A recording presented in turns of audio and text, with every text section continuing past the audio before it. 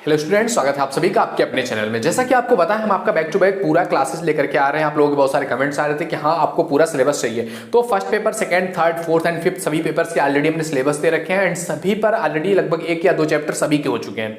And first paper का आपका 5 chapters हमने कंप्लीट करवा दिया है एंड आज की हमारी वीडियो होने वाली है 6th चैप्टर पे। तो अगर आप पहली बार इस चैनल पे आए हैं तो एक बार जाकर के विजिट जरूर कर लेना, क्योंकि आपको ये चीजें कहीं भी पूरे यूट्यूब पर नहीं मिलने वाली है। तो जाकर के एक बार विजिट करो। If you think it is valuable तो आप सब्सक्राइब कर सकते हो, अदरवाइज कोई बात नहीं। ओके, तो एमए फर्स्ट ईयर की सोशियोलॉजी हम पढ़ने वाले हैं, पेपर 1 का चैप्टर नंबर 6। इसको आप चैप्टर नंबर 6 या फिर आप वीडियो नंबर 6 भी समझ सकते हो, क्योंकि ये चैप्टर नहीं, क्योंकि अगर चैप्टर समझने जाओगे तो हमने दुर्खीम का चैप्टर उठाया है। दुर्खीम ने अलग अलग सिद्धांत दिया है। पहला सिद्धांत हमने दुर्खीम के सामाजिक तथ्य का सिद्धांत समझा कि क्या है, उसको हमने 5th नंबर चैप्टर नाम दे दिया था। एंड यहाँ 6th नंबर चैप्टर ये भी दुर्खीम के श्रम विभाजन का सिद्धांत है। एंड इसके बाद अगली वीडियो में हम पढ़ने वाले हैं दुर्खीम के धर्म को लेकर के सिद्धांत एंड उसके बाद दुर्खीम की आत्महत्या का सिद्धांत। तो मतलब एक एक चैप्टर या आप उसको एक एक वीडियो भी समझ सकते हो कि एक एक पार्ट डेली अपलोड हो रहा है। ओके, तो आज हम समझने वाले हैं इसमें दुर्खीम के श्रम विभाजन का सिद्धांत। दुर्खीम ने श्रम विभाजन का क्या सिद्धांत दिया है और कैसे दिया, उसमें उन्होंने क्या बात किया हुआ है। तो दुर्खीम की सबसे फेमस और सबसे पहली पुस्तक उनकी थी the division of labour in society, जिसको उन्होंने 1895 में लॉन्च किया, यानी प्रकाशित हुआ था 1895 में। तो division of labour in society यानी कि समाज में किस तरह से श्रम, यानी कि हर व्यक्ति अगर समाज में रह रहा है तो उसके कुछ काम होंगे, उसको अपना जीवन यापन करने के लिए तो कुछ तो करना पड़ेगा।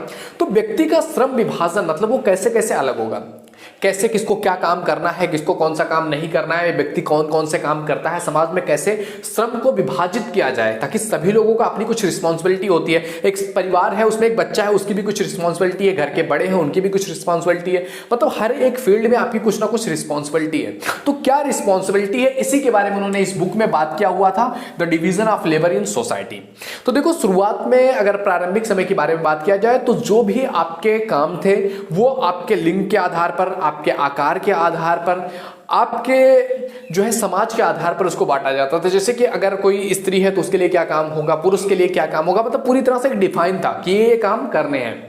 बट अभी के एज में क्या हो रहा है कि मतलब हर एक काम में दोनों ही जेंडर्स, मतलब जेंडर के उसमें कोई भेदभाव नहीं रह गया है, या कोई छोटा या बड़ा का भेदभाव नहीं रह गया है। जो भी है, जिसके पास भी वो स्किल्स है वो काम कर सकता है। तो इस तरह से समाज 2 तरह से बढ़ चुका है। अगर आप पिछले समय के देखोगे, उस समय व्यक्ति के श्रम विभाजन क्या थे और इस समय श्रम विभाजन क्या थे, ये 2 तरीके से आप उसको एकदम अलग करके समझ सकते हो। और इसी के आधार पर दुर्खीम ने 2 सिद्धांत बताए हुए हैं समाज में श्रम विभाजन के।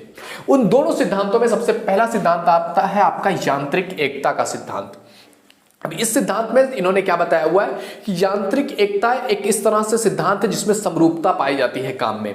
उसमें जो है किसी काम को लेकर के अलग नहीं पाया जाता है। इसमें क्या चीजें हैं, उन्होंने इसको एग्जांपल के थ्रू अगर आप समझना चाहो कि इसमें उन्होंने क्या बताना चाहे, तो जैसे अगर आप प्रारंभिक समय में देखोगे तो सभी के लिए कानून लगभग सेम हुआ करते थे। सभी को, जैसे कि एक परिवार है, अब एक परिवार को जीवन यापन करने के लिए क्या करना होता था, कृषि करना होता था। अगर वो किसान है तो उनको कृषि ही करना है, मतलब उनकी फैमिली में जो भी लोग हैं, चाहे 1 बच्चे हैं, 4 हैं, 10 हैं, सबको क्या करना है, कृषि करना है। कृषि करके जो अनाज उगाया जाएगा उससे अपना जीवन यापन करेंगे, जो भी एक्स्ट्रा होगा उसको बेच करके दूसरी चीजें खरीदी जाएंगी। एंड इसी तरह से पूरा समाज का था, पूरे समाज में यही शेड्यूल चल रहा था। किसी को अपने लाइफ में एक एक को लेकर के अपनी अपनी अलग अलग रिस्पॉन्सिबिलिटी नहीं थी, सभी का एक फिक्स था कि ऐसे ही करना है। एंड कानून जो उस समय थे, जो रूल्स थे, जो रेगुलेशन थे समाज के, वो स्ट्रिक्ट हो गए थे।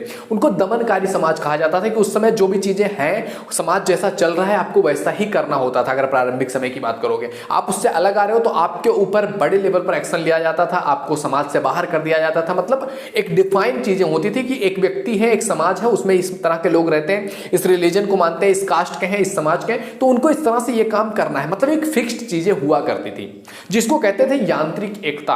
यानी कि एकता तो थी, सभी एक साथ जुट करके एक जैसा ही काम करते थे, लेकिन वो यांत्रिक, यांत्रिक मतलब यंत्र, एक यंत्र है, कोई मशीन है, उसको फिक्स कर दिया गया, उसके पास वही काम है, मतलब वो उसी तरह से कर सकता है, उस यंत्र की उतनी ही फैसिलिटीज है या उतना ही उसके पास स्किल्स है। तो इसी तरह से जो एक काम करता था समाज, तो उस समय जो श्रम व्यवस्था थी, जो समाज था, उसको कहते थे यांत्रिक एकता। यानी कि एकता तो थी लेकिन यंत्र के जैसी। एंड दूसरा जो सिद्धांत है वो है साम्यवी एकता का सिद्धांत इन्होंने दिया। और ये साम्यवी एकता जो आज के मॉडर्न एज में, मॉडर्न टाइम पे समाज जिस तरह से चेंज हो रहा है, उसको इन्होंने कहा साम्यवी एकता का सिद्धांत, जिसमें मनुष्य का हर एक लिंग का, हर एक व्यक्ति का, हर एक परिवार है, उसमें अलग अलग लोग हैं, उनके अलग अलग विजन है, कोई किसी को कुछ बनना है, किसी को कुछ करना है, मतलब हर किसी के लाइफ लाइफ की अपनी अलग एक विजन होगी। हर कोई अलग अलग फील्ड में जा सकेगा। कोई अगर व्यक्ति अच्छा है कुकिंग में तो ये जरूरी नहीं है कि कुक करना लड़की का ही काम है, वो भी कर सकता है। एंड कोई अगर लड़की है उसको आर्मी में जाना है, उसको इंजीनियरिंग करना है, मतलब जो भी फील्ड में जाना है वो आपकी खुद की रिस्पॉन्सिबिलिटी हो चुकी है। तो इसमें भी मतलब कि जैसे कि एक बॉडी है, बॉडी के अलग अलग पार्ट्स हैं, मान लिया हाथ है, पैर है, आंख है, नाक, मतलब हर एक चीज अलग अलग है, लेकिन ये सभी चीजें मिलकर के एक बॉडी को एक बेहतरीन स्ट्रक्चर देते हैं और सभी साथ मिलकर के उसको आगे बढ़ाते हैं। और इसी तरह से ये समाज भी जो अभी आधुनिक समाज है, इसमें भी हर किसी का अपना अपना अलग अलग काम है, लेकिन हर काम के पीछे पूरा उद्देश्य क्या है कि इस काम को करके अपने आप को ग्रो करना, अपने देश को ग्रो करना, अपने समाज को ग्रो करना और समाज में एक बेहतरीन व्यवस्था लाना। मतलब जो रीजन है वो चीजें क्लियर है, सभी का एक ही गोल है, लेकिन उसको करने का तरीका अलग अलग है। वो चीजें आपको खुद को डिफाइन करनी होगी। तो इस तरह से जो समाज, जो श्रम विभाजन दिख रहा है, अलग अलग लोग अलग अलग काम कर रहे हैं। जैसे पहले समाज था पूरे सभी लोग कृषि करते थे, लेकिन अभी क्या है, कोई कुछ है, कोई कुछ है, कुछ किसी फील्ड में गया है, कोई किसी फील्ड में गया है, मतलब सभी का अपना अलग अलग काम है। तो इस एकता को, मतलब जुड़े तो सभी, लेकिन अभी क्या है, सबकी जो रिस्पॉन्सिबिलिटी है, सबका काम है, वो क्या है, अलग है। तो ऐसी एकता को, ऐसे श्रम विभाजन को कहते हैं साम्यवी एकता। तो इस तरह से दुर्खीम ने दो विभागों में बांटा हुआ है समाज को, एक प्राचीन समाज को, एक इस समय के समाज को। इन्होंने दो तरह से इसको डिफाइन किया हुआ है कि कैसे कैसे श्रम विभाजन का सिस्टम चलता था। अब श्रम विभाजन को लेकर के आधुनिक समाज पर इसका क्या परिणाम पड़ा है, यानी कि श्रम विभाजन का जो पहले सिद्धांत था, अभी सिद्धांत है, इससे आधुनिक समाज पर क्या प्रभाव पड़ा है, आइए उसको देखते हैं। तो इसमें सबसे पहला जो आपका सिद्धांत है वो कह रहा है कि श्रम विभाजन के फलस्वरूप समाज में साम्यवी एकता का विकास हुआ। श्रम विभाजन के परिणाम स्वरूप ही श्रम का विशेषीकृत रूप सामने आया, क्योंकि इसमें एक व्यक्ति का एक विशेष कार्य को निरंतर करता रहता है। यानी कि इसमें क्या कह रहा है पहले उसमें कि समाज में जो है साम्यवी जब एकता आया, ये आया, तो व्यक्ति में क्या हुआ कि अलग अलग तरीके से व्यक्ति सोच सकता है अपनी लाइफ को लेकर के, मुझे ये करना है, या हर किसी की अपनी लाइफ को, क्योंकि आप जो काम कर रहे हो वो आपको जीवन पर्यंत करना है, तो उसको आप जब डिफाइन करोगे कि हाँ मुझे एक चीज करना है, तो वो आपकी ग्रोथ के लिए ज्यादा बेटर होगा। तो इस तरह से पहला यह है। दूसरा इसमें क्या है, दूसरा कह रहा है कि श्रम विभाजन के परिणाम स्वरूप ही व्यक्तिगत स्वतंत्रता का महत्व बढ़ गया है।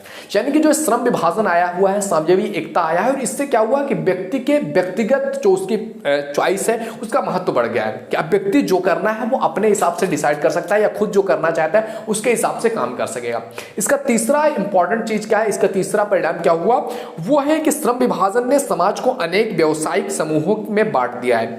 फिर भी यह विघटन का कारण इसलिए नहीं बना क्योंकि इसमें विभिन्न समूहों के बीच आत्मनिर्भरता है। यानी कि कह रहा है कि ये चीज जो है, जो साम्यवी एकता है, इसने समाज को अलग अलग काम करने में बांट दिया। किसी का व्यवसाय अलग है, किसी का व्यवसाय अलग है, लेकिन ये व्यवसाय अलग होने के बावजूद भी ये समाज को विघटित नहीं कर रहा है, समाज को तोड़ नहीं रहा है। जैसे समाज विघटित हो जाता है ना, उस तरह से ये व्यवस्था नहीं है।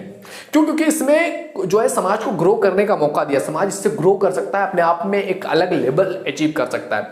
एंड फोर्थ इसका परिणाम क्या हुआ, वो है कि दुर्खीम के अनुसार श्रम विभाजन में विशेषीकरण से नवीन आविष्कारों की संभावना बढ़ने के साथ साथ प्रगति का मार्ग प्रशस्त हो गया।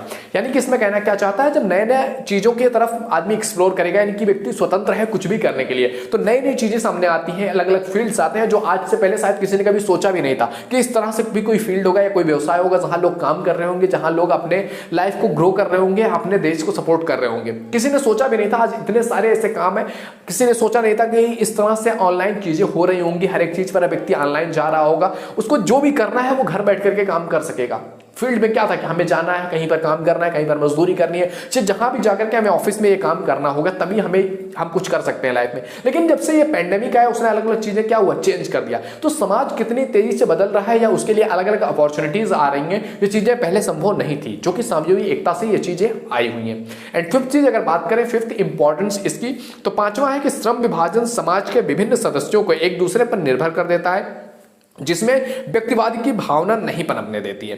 यानी कि श्रम विभाजन क्या कर रहा है, व्यक्ति को जो है अपने को, एक एक व्यक्ति अलग अलग तरीके से काम कर सकता है, अपनी रिस्पॉन्सिबिलिटी खुद ले सकता है। इसमें कोई किसी पर डिपेंड नहीं होगा कि हाँ ये कोई कर रहा है और मैं केवल बैठ करके खा रहा हूं, या बैठ करके एक काम कर रहा है कोई व्यक्ति जिसका कोई महत्व नहीं है। हर कोई अपने आप में इंडिपेंडेंट होगा, तो इससे एक दूसरे पर निर्भरता नहीं बढ़ेगी। एंड नेक्स्ट अगर बात किया जाए, सिक्स्थ है इसमें कि श्रम विभाजन से व्यक्ति पर इस प्रकार नैतिक दबाव होता है कि वह अपने व्यक्तित्व का अधिकतर विकास करते हुए नैतिक कर्तव्यों का पालन कर सके। यानी कि व्यक्ति नैतिक कर्तव्यों का पालन कर सकता है इसके माध्यम से। सेवंथ है आपका, श्रम विभाजन के परिणाम स्वरूप लोगों में परोपकार की प्रवृत्ति का विकास हुआ, जिससे समाज में कल्याणकारी कार्य भी करने में योगदान बढ़ा। 8 नंबर है आपका, कुछ उपयोगितावादी विद्वानों ने श्रम विभाजन को उच्च स्तर का जीवन बिताने और अधिक धन प्राप्त करने की अभिलाषा भी बताई हुई है, लेकिन दुर्खीम का कथन है कि ऐसा कोई प्रमाण नहीं है कि भौतिक प्रगति और सभ्यता ने मनुष्य को अधिक सुखी बनाया है। 9 नंबर है आपका, सामाजिक श्रम विभाजन के द्वारा वर्तमान पीढ़ी को ही नहीं बल्कि आने वाली पीढ़ियों को भी लाभ होगा। तो इस तरह से चीजें कही गई हैं, इस तरह से जो भी चीजें हैं उसको डिफाइन किया गया है कि श्रम विभाजन से क्या क्या लाभ हुआ है और आधुनिक समाज में श्रम विभाजन किस तरह से वर्क कर रहा है, किस तरह से काम कर रहा है, और ये समाज को एक नेक्स्ट लेवल पर लेकर के जा रहा है जहां व्यक्ति अपने अनुसार काम कर सकता है, अपनी सोच अपनी समझ को विकसित कर सकता है। उसके लिए अलग अलग फील्ड्स हैं, वो जहां चाहे जिस फील्ड में चाहे जो करना चाहे, मतलब उसके लिए अभी आप इस स्टेज में देखोगे हर किसी के लिए इंटरनेट उपलब्ध है। अब व्यक्ति जो करना चाहे, जो सीखना चाहे, जो व्हाटएवर वो सीखना चाहता है, everything is available for free on internet on Google. अगर व्यक्ति जानना चाहे तो वो जाकर के जान सकता है, सीख सकता है, अपने स्किल्स अपग्रेड कर सकता है और अपनी लाइफ में कुछ बेहतर कर सकता है। बट डिपेंड ये करता है, are you ready to learn, क्या आप सीखने के लिए तैयार हो? ये सबसे बड़ी भूमिका निभाता है। आप भी अपनी जिंदगी में अगर कुछ करना चाहते हैं या कुछ भी सीखना चाहते हो, एवरीथिंग इज अवेलेबल। आप अगर एमए की ये चीज सीखना चाहते थे, आपके लिए अवेलेबल है वीडियो। आप इसे YouTube पर देख रहे हो, लेकिन बहुत सारे ऐसे लोग हैं जो लोग ये नहीं देख रहे हैं, उनको इसकी इंपॉर्टेंस पता होगी, वो जरूरी है, लेकिन वो चीज नहीं देख रहे हैं। क्यों? क्योंकि उन्होंने उसको अपनी लाइफ में वो इंपॉर्टेंस दिया है कि मुझे सीखना है। अगर वो सीखना चाहे तो उनके लिए ये वीडियो अवेलेबल है, लेकिन वो नहीं सीखना चाह रहे होंगे। तो ये चीज होती है। ओके, आई होप समझ में आया होगा कि दुर्खीम ने साम्यवी एकता या दुर्खीम ने श्रम विभाजन का जो सिद्धांत दिया हुआ है, इसमें इस तरह से बदलती हुई दुनिया के आधार पर उन्होंने यांत्रिक एकता से साम्यवी एकता को बढ़ावा दिया है और साम्यवी एकता को उन्होंने अधिक महत्व दिया है। तो आई होप ये वीडियो तुम्हें पसंद आया होगा। वीडियो पसंद आए तो लाइक जरूर करो। पहली बार चैनल पे आए, please visit the channel. It is the most fun channel if you are graduate. It is the most important channel अगर आपने ग्रेजुएशन कर रखा है एंड आप एमए कर रहे हो या आप ग्रेजुएशन के बाद कुछ और भी करना चाहते हो, तो ये बहुत इंपॉर्टेंट है आपके लिए। तो अगर वीडियो पसंद आए शेयर करो ताकि उन और भी लोग जो भी आपके फ्रेंड सर्कल में उनको पता चल सके और उनकी भी हेल्प हो सके। ओके, मिलते हैं आपसे अगले वीडियो में, तब तक के लिए जय हिंद जय Bharat. Thank you, bye bye.